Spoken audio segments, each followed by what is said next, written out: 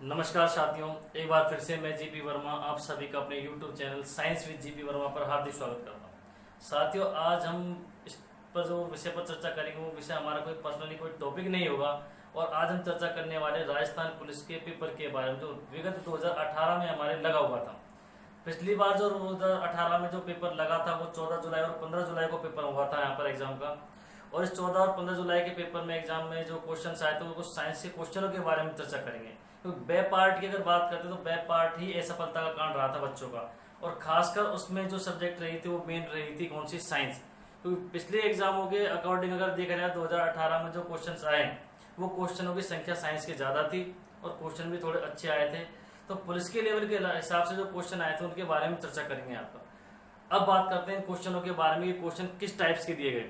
तो मैं आपको बता देना चाहता हूँ यहाँ पर किसी पर्सनली एक सब्जेक्ट को नहीं उठाया कि केमिस्ट्री को, फिजिक्स को या बायो को, नहीं। यहाँ पर तीनों ही सब्जेक्टों से रिलेटेड क्वेश्चन आपके पूछे गए।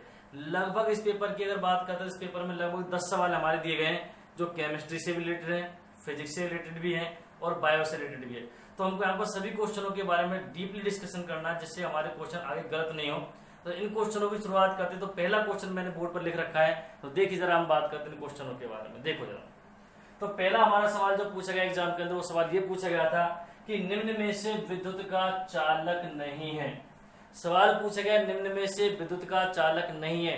चालक नहीं है अर्थात पेपर वाला ये पूछने वाला एग्जामिनर हमसे कि निम्न में से विद्युत धारा जिसमें प्रवाहित नहीं होती अर्थात विद्युत धारा का कुचालक कौन सा है। तो सबसे पहले चालक की बात करते तो विद्युत धारा की चालकता का अगर हम बात करते हैं तो विद्युत धारा की सर्वाधिक सुचालक धातु कौन सी होती है, चांदी। विद्युत धारा की सर्वाधिक सुचालक धातु होती है चांदी होती है हमारे पास में। चांदी के बाद में अगर हम बात करते हैं तो होता है तांबा। तांबे के बाद में अगर हम बात करते हैं तो होता है एल्यूमिनियम, और एल्यूमिनियम के बाद में अगर हम बात करते हैं तो चर्चा करते हैं टंगस्टन के बारे में। टंगस्टन, तो इन सब के लिखता हूं आगे।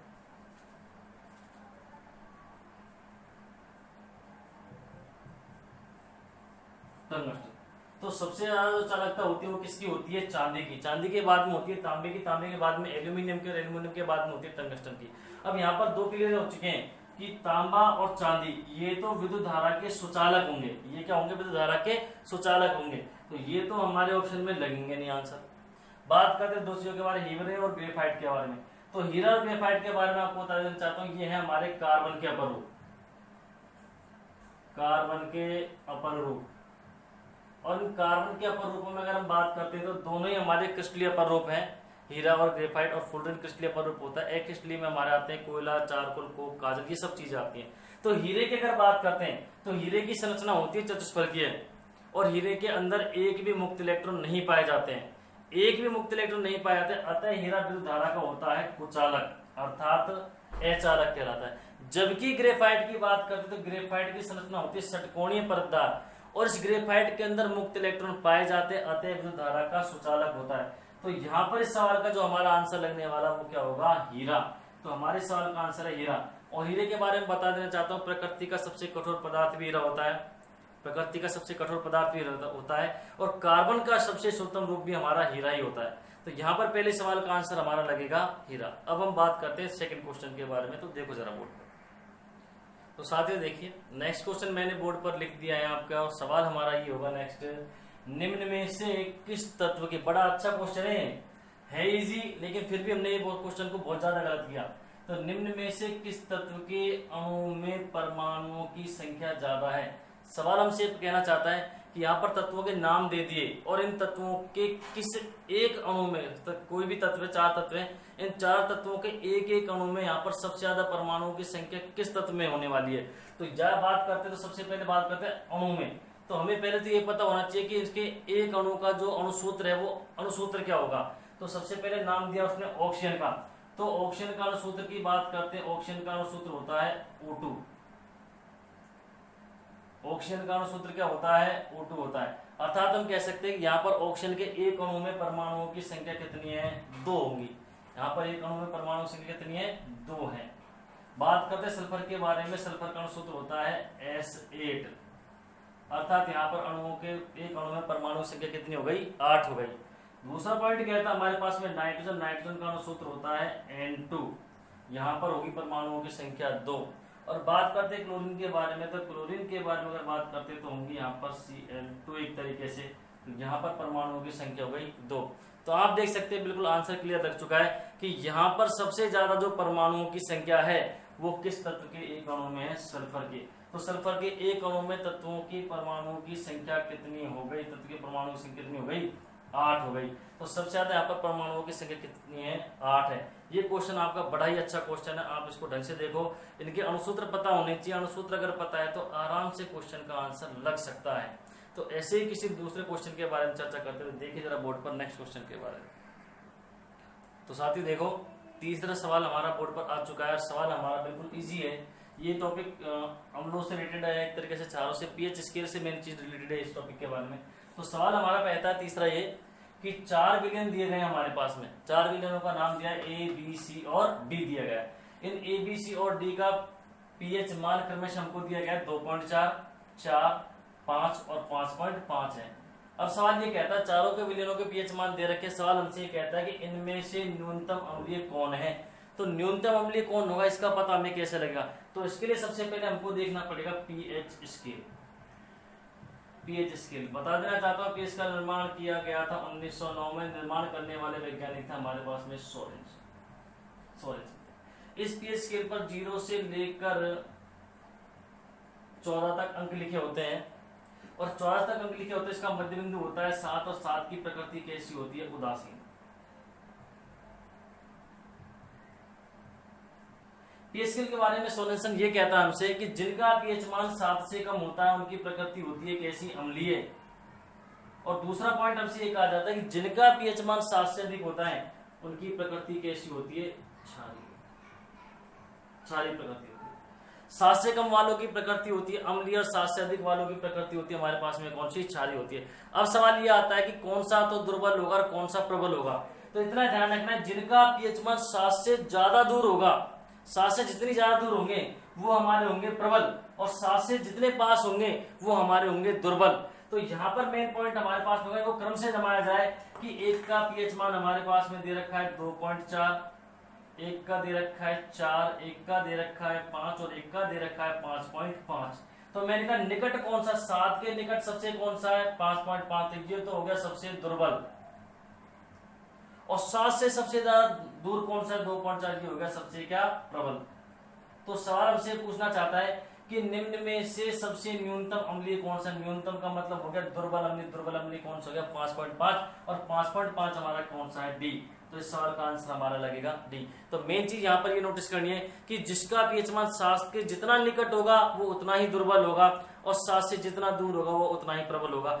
और मेन चीज अगर बात करते हैं पीएच स्केल के बारे में, तो पीएच स्केल को मैं डीपली आपको अलग टॉपिक में पहले भी पढ़ा चुका हूँ, और नेक्स्ट टॉपिक में दोबारा डाल दूंगा पीएच स्केल से रिलेटेड, तो पूरी चीजें वहां पर मैं बता दूंगा। इतना ध्यान रखना है कि 7 के निकट वाला दुर्बल होगा, 7 के दूर वाले हमेशा क्या होंगे, प्रबल। और जिनका पीएच मान 7 होगा उनकी प्रकृति हमेशा कैसी होगी, उदासीन। और 7 से कम वालों की प्रकृति अम्लीय होती है, 7 से अधिक वालों की प्रकृति क्षारीय होगी। जिनका पीएच मान सबसे कम 0 होगा वो सबसे प्रबल अम्लीय होगा, जिसका पीएच मान सबसे ज्यादा 14 होगा वो सबसे प्रबल क्षारीय होगा। तो बात करते हैं नेक्स्ट क्वेश्चन के बारे में, देखिए जरा। तो साथ ही देखिए पिछले जो हमने 3 सवाल देखे वो तीनों सवाल आपने नोटिस किए केमिस्ट्री से पूछे गए थे। अगले जो 3 सवाल आने वाले 4th, 5th और 6th नंबर के, वो तीनों ही सवाल हमारे बायो से पूछे गए। तो बायो का अगला सवाल हमारे पास में ये आने वाला है एग्जाम का कि निम्नलिखित जीव में से कौन कूटपाद मतलब स्यूडोपोडिया, दोनों नाम अंकित किए, कूटपाद स्यूडोपोडिया से की मदद से चलते हैं। मतलब कूटपाद किस में चलन अंग पाए जाते हैं। तो सबसे पहले बात करते हैं ऑप्शनों की, तो पैरामीशियम, युगलीना, अमीबा और हाइड्रा। यहाँ पर इन चारों के बारे में हमको बताया गया है। तो मैं बता देना चाहता हूँ यहाँ पर कि पैरामीशियम, युगलीना और अमीबा, इनकी बात करते हैं तो ये हैं प्रोटोजोआ वर्ग के जीव।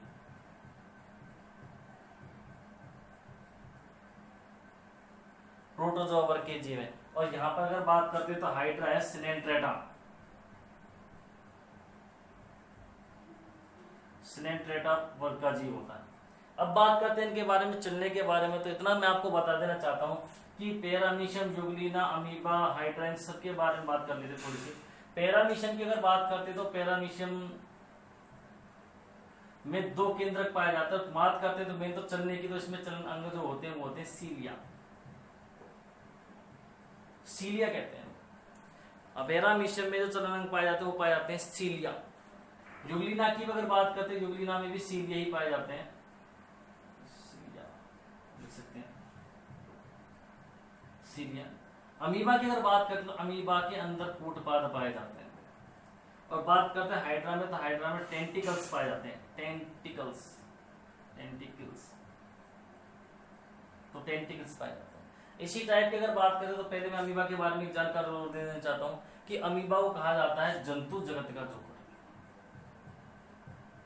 जंतु जगत का जोकर कहा जाता है, क्योंकि ये अपना आकार बदलता है। युगलिना की बात करते हैं तो इसको जंतु एवं पादपों के बीच की योजक कड़ी कहा जाता है। योजक कड़ी इसलिए कहा जाता है क्योंकि युगलिना के अंदर पाया जाता है क्लोरो, मतलब कह सकते एक तरीके से पर्णरहित पाया जाता है, इसे क्लोरो बोलते हैं, क्लोरोप्लास्ट बोलते हैं। तो उसकी वजह से ये क्या करता है कि प्रकाश संश्लेषण क्रिया को दर्शाता है, इसलिए इसको पादप और जंतुओं के बीच की योजक कड़ी कहा जाता है। पैरामीशियम की बात करते हैं, पैरामीशियम में दो केंद्रक पाए जाते हैं, ये दो केंद्रक वाला जीव होता है और ये यूकैरियोटिक जीव होते हैं। पैरामीशियम युगलिना में यूकैरियोटिक जीव होते हैं, पूर्ण विकसित केंद्रक पाए जाते हैं अंदर, इसमें दो केंद्रक पाए जाते हैं, ध्यान रखना। तो हमारा यहाँ पर मेन अगर बात करते हैं तो सवाल का आंसर लगता है कूटपाद, और कूटपाद की अगर बात करते थे किससे पाए जाते हैं, अमीबा में, तो हमारे सवाल का आंसर लगता है यहाँ पर अमीबा लगता है। तो बात करते हैं नेक्स्ट क्वेश्चन के बारे में, देखिए जरा। तो साथियों देखिए अगला क्वेश्चन बायो का आपके सामने आ चुका है बोर्ड पर। सवाल बड़ा इजी है और बहुत ही अच्छा क्वेश्चन है। इस टाइप के क्वेश्चनों के लिए मैंने आपको बताए थे, कुछ ट्रिकों के बारे में बात की थी। तो ये है ट्रिक किसकी, ये रोगों किससे रिलेटेड सवाल है, और मैंने कहा था सवालों का आंसर देखते ही लगा देना है, बिल्कुल बिल्कुल इजी तरीके से। तो सवाल हमारे पास में होगा, निम्न में से कौन जीवाणु ऑब्लिक बैक्टीरिया जनित बीमारी नहीं है, कह रहा है नहीं है, कोई दिक्कत नहीं, वो कह रहा नहीं है तो कोई दिक्कत नहीं है। हमें ऑप्शन क्या देता है तो उसके बारे में देखो, मियादी बुखार, हैजा, यक्ष्मा जिसको तपेदिक या टीबी कहते हैं, और नेक्स्ट है एड्स के बारे में। कैसे पता लगेगा कि सर जी कौन सी जीवाणु जनित बीमारी नहीं है, तो मैंने इनके लिए आपको ट्रिक बताई है, सबके बारे में रोगों के बारे में ट्रिक बताई। तो बात करते हैं जीवाणु के बारे में, उसी के बारे में ट्रिक की बात करते हैं। जीवाणु से ट्रिक होती है टाइटैनिक 6 में गोल डिस्प्ले शेप है। ट्रिक मैंने पहले लिख दी थी, जस्ट अभी पहले लिख दिया है मैंने, आपको टाइम की बचत हो थोड़ी सी। टाइटैनिक 6 में गोल डिस्प्ले शेप है। तो देखो रोग कौन से बनते हैं, टाई से बनेगा सबसे पहले टाइफाइड, टेनी से बनेगा हमारे पास में टिटनेस, नी से बनेगा हमारे पास में निमोनिया, के से बनेगा हमारे पास में कुष्ठ, 6 से बनेगा 6 कह सकते हो, यक्ष्मा कह सकते हैं, गोल से बनेगा हमारे पास में गोनेरिया, डी से बनेगा हमारे पास में डिप्थीरिया। तो मैं ट्रिक्स ऑलरेडी पहले लिखवा चुका हूं आपको, रोगों से रिलेटेड मैंने लिखे हैं तो भी पढ़ा चुका हूं। सिफिलिस और ऐसे बनेगा लास्ट में हैजा। तो साथ ही बात करते हैं इस लाइन में जो रोग आ रहे हैं वो रोग तो होंगे हमारे जीवाणु से रिलेटेड, और जो इसमें नहीं आ रहा वही हमारे सवाल का आंसर लग जाएगा। तो सबसे पहले बात करते हैं मियादी। तो बता देना चाहता हूँ टाइफाइड रोग को मियादी बुखार या आंतों का बुखार भी कहते हैं। तो ये तो हो गया किस रिलेटेड, जीवाणु से रिलेटेड, अर्थात ये तो नहीं होगा, ये तो होता है। बात करते हैं नेक्स्ट हैजा। तो हैजा ये हमारे पास में, अर्थात ये भी जीवाणु से होता है, तो ये भी बात तो नहीं की उसने। बात करते हैं नेक्स्ट यक्ष्मा तपेदिक जिसको हम टीबी भी कहते हैं, तो टीबी भी जीवाणु से रिलेटेड रोग होता है, तो ये भी यहाँ पर नहीं होगा। तो बचा हमारे पास में लास्ट ऑप्शन, ऑप्शन का नाम है क्या, एड्स। तो एड्स के बारे में बता देना चाहता हूँ, ये एक विषाणु जनित रोग है और ये होती है HIV विषाणु से। तो हमारे सवाल का आंसर यहाँ पर लगेगा एड्स रोग। तो ध्यान रखना इस टाइप के सवालों को ट्रिक से ही हैंडल करना है, तो सवाल कभी गलत होगा ही नहीं आपकी किसी भी एग्जाम में पूछे। और ये मैं बात आपको पहले भी टॉपिक में बता चुका हूँ जब मैंने इन चीजों के बारे में डिस्कस की थी। अब बात करते हैं नेक्स्ट सवाल के बारे में। तो देखिए जरा बोर्ड पर, तो साथियों देखिए अगला सवाल बोर्ड पर आ चुका है, क्वेश्चन नंबर 6। बड़ा अच्छा और बड़ा शानदार क्वेश्चन है। मैं यहाँ पर थोड़ा पहले इसलिए लेता क्योंकि टाइम की बचत, तो वीडियो ज्यादा लंबी नहीं हो और हम क्वेश्चन को ज्यादा से ज्यादा हैंडल कर सके, समझने में थोड़ा टाइम देंगे। सवाल है निम्न में से कौन मानव शरीर में न्यूरॉन, न्यूरॉन की अगर बात करते हैं, न्यूरॉन हमारी कहलाती है तंत्रिका, तो तंत्रिका का हिस्सा नहीं है। नहीं है इसका मतलब, तो बात करते हैं इनके बारे में। तो एक ऑप्शन दे रखा सेल बॉडी, डेंड्राइट, एक्सोन, और नेक्स्ट ऑप्शन दे रखा हमारे पास में गोमन कैप्सूल। हालांकि मैं इसके बारे में ऑलरेडी पहले डिस्कस कर चुका हूँ, मैंने उत्सर्जन तंत्र पढ़ा दिया, उसमें भी सवाल के बारे में डिस्कस कर लिया था। फिर भी सवाल एग्जाम में आया तो यहाँ पर देखते हैं। तंत्रिका मैंने बोर्ड पर बना दी, इसके क्या क्या पार्ट है मेनली देख लीजिए। मुख्य पार्ट में बता रहा हूँ, मुख्य इस पार्ट को कहा जाता है कोशिकाएं, कोशिकाएं, और कोशिकाएं को इंग्लिश में कहा जाता है क्या, सेल बॉडी। अर्थात एक ऑप्शन आ चुका है सेल बॉडी। सेल बॉडी किसका हिस्सा है, न्यूरॉन का, तो ये हमारा जवाब नहीं है, उसने पूछा है नहीं है। दो सबसे बाद इसमें तंतु के बालों के समान स्नायु निकली होती है जिनको कहा जाता है क्या, द्रुमाक्ष। हिंदी नाम में लिख रहा हूं साथ में, द्रुमाक्ष, और इनको इंग्लिश में कहा जाता है डेंड्राइट। अर्थात ये भी न्यूरॉन का हिस्सा है, तो यहाँ पर ऑप्शन में ये गलत। तीसरा पार्ट हमारे पास में क्या था, ये एक धागे के समान स्नायु निकली होती है जिसको कहा जाता है क्या, तंत्रिकाक्ष, तंत्रिकाक्ष, और इसको कहा जाता है इसमें क्या, एक्सॉन। अर्थात ये भी हमारे तंत्रिका का हिस्सा है, तो ऑप्शन में ये भी आंसर गलत होगा। नेक्स्ट पार्ट करते हैं बोमन कैप्सूल के बारे में। तो बता देना चाहता हूँ बोमन कैप्सूल के बारे में कि बोमन कैप्सूल हमारे वृक्क का उत्सर्जन तंत्र का हिस्सा है, क्योंकि जो बोमन संपुट होता है उसी के अंदर ही हमारे रक्त के फिल्ट्रेशन की क्रिया संपूर्ण होती है। तो यहाँ पर इस सवाल का जो आंसर हमारे पास में लगेगा बोमन कैप्सूल लगेगा, आंसर डी लगेगा इस सवाल का। तो ये हमारे न्यूरॉन का हिस्सा नहीं है। रेलवे के एग्जाम में एक सवाल पूछा गया था, तो ये जो तंत्रिका होता है इस पर एक माइलिन आवरण पाया जाता है इस तरीके से, और इन माइलिन आवरणों की अगर बात करते हैं, इनके बीच में जो रिक्त स्थान पाया जाता है इसे कहा जाता है रेनवियर नोड, रेनवियर नोड। तो सवाल एग्जाम में पूछा गया था रेनवियर नोड पाए जाते हैं कहां पर, तो रेनवियर नोड वहां पर पाए जाते हैं जहां पर माइलिन आवरण पाया जाता है। तो माइलिन आवरण जो युक्त तंत्रिका होती है, उस माइलिन आवरण युक्त तंत्रिका पर क्या पाए जाते हैं, रेनवियर नोड पाए जाते हैं। तो बात करते हैं अगले सवाल के बारे में, देखिए जरा।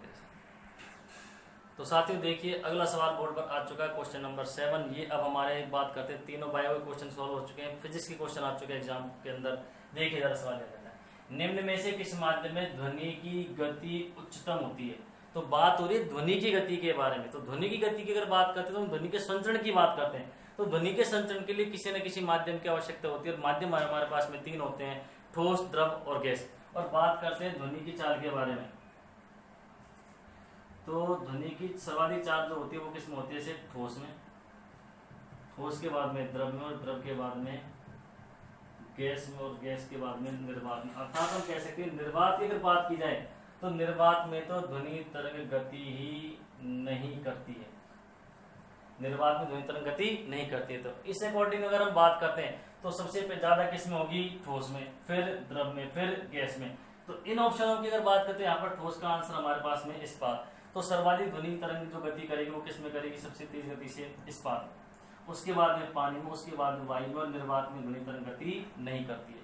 तो यहाँ पर 3 ऑप्शन हमारे गलत है, ऑप्शन है इस्पात, और ऑप्शन आंसर यहाँ पर सही है। ध्यान रखना इस चीज के बारे में कि ध्वनि तरंग निर्वात में गति नहीं करती है। जबकि बात करते हैं प्रकाश के बारे में, तो प्रकाश का सर्वाधिक जो वेग होता है वो प्रकाश का सर्वाधिक वेग होता है किसके अंदर, निर्वात के अंदर, जबकि ध्वनि का सर्वाधिक वेग होता है इस्पात के अंदर, और ध्वनि तरंग निर्वात में गति नहीं करती है। और प्रकाश की बात करते हो, प्रकाश ठोसों में कम से कम गति करता है, मतलब ना के बराबर करता है, कह सकते हैं कम से कम, अगर पारदर्शी है तो कम से कम मात्रा में गति करता है। तो अब हम बात करते हैं इसी फिजिक्स के अगले सवाल के बारे में, देखिए जरा मेरे साथ। तो साथी देखो अगला सवाल बोर्ड पर फिजिक्स का आ चुका है, सवाल नंबर 8 है। सवाल कहता है, बड़ा इजी है, त्वरण के मापन की इकाई है, कौन सी इकाई का प्रयोग किया जाता है, त्वरण के मापन के लिए किस इकाई का प्रयोग किया जाता है। तो हमारे पास मेन ऑप्शन होंगे मीटर प्रति सेकंड, फिर कहता है मीटर प्रति सेकंड स्क्वायर, मीटर प्रति घन सेंटीमीटर वो घन सेकंड, और कहता है किलोमीटर प्रति सेकंड। अब अगर हम बात करते हैं यहाँ पर त्वरण के बारे में, तो त्वरण की हम बात करते हैं, त्वरण की परिभाषा होती है वेग में परिवर्तन की दर, वेग में परिवर्तन की दर ही हमारी क्या कहलाती है, त्वरण कहलाती है।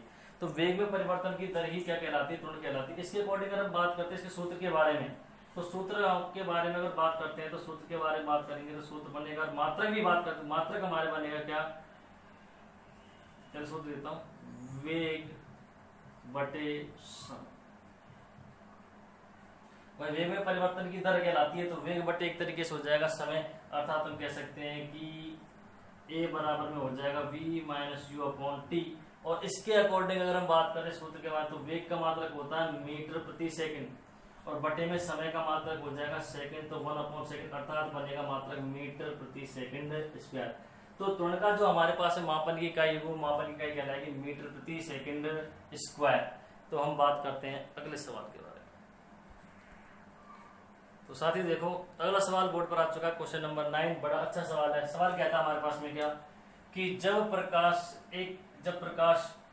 कह सकते हैं एक तरीके से, कैसे जब प्रकाश की बात करें, जब प्रकाश एक माध्यम से दूसरे माध्यम में प्रवेश करता है तो प्रकाशीकरण की मुड़ने की क्रिया, बात हो रही है किसकी क्रिया, मुड़ने की क्रिया।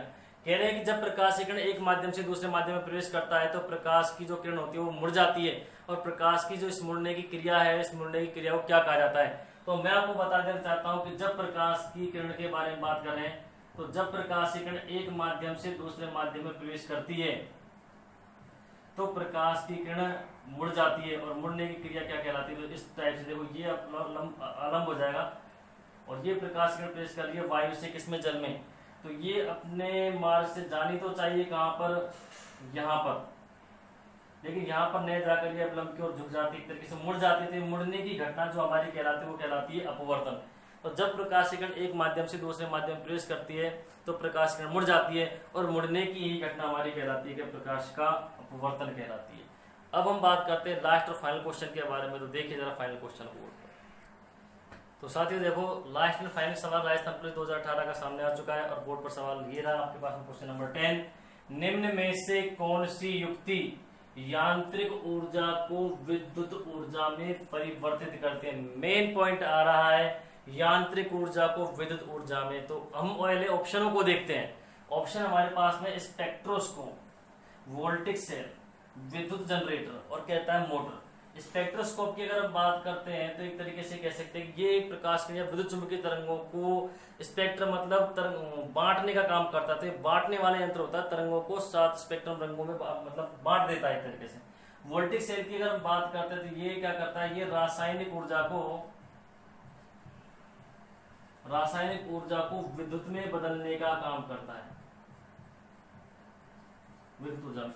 ये मैंने कहा स्पेक्ट्रम पर वर्क करता है। विद्युत जनरेटर की बात करते हैं, ये काम करता है यांत्रिक को विद्युत ऊर्जा में। और बात करते हैं मोटर के बारे में तो ये काम करती है विद्युत ऊर्जा को